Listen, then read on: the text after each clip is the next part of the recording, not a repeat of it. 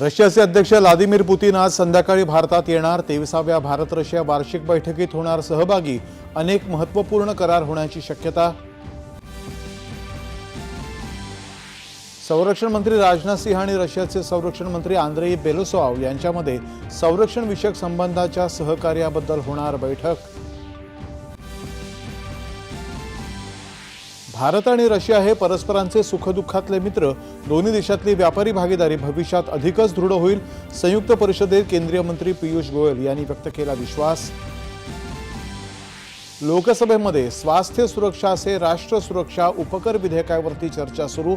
आरोग्यासाठी हानिकारक पदार्थांवरती उपकर लावून त्यांचा संरक्षणासाठी वापर करण्याची विधेयकात तरतूद। मुंबई गोवा महामार्गाचं काम 89% पूर्ण झालंय। पुढील वर्षी एप्रिल महिन्यापर्यंत ते पूर्ण होईल। केंद्रीय मंत्री नितीन गडकरी यांची लोकसभेत ग्वाही।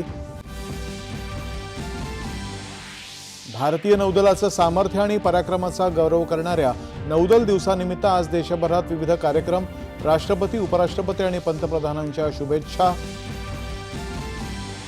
वित्त वर्ष 2025-26 मध्ये भारताचा विकास दर 7.4% राहील असा फिंच या जागतिक पतमानांकन संस्थेचा अंदाज। आणि राज्यामध्ये डिजिटल 7/12 उतारा तसंच 8A आणि फेरफार उतारे कायदेशीरदृष्ट्या वैध ठरवण्याच्या ऐतिहासिक निर्णयामुळे महसूल विभागात डिजिटल क्रांतीचा मार्ग सुकर। नमस्कार। 4:30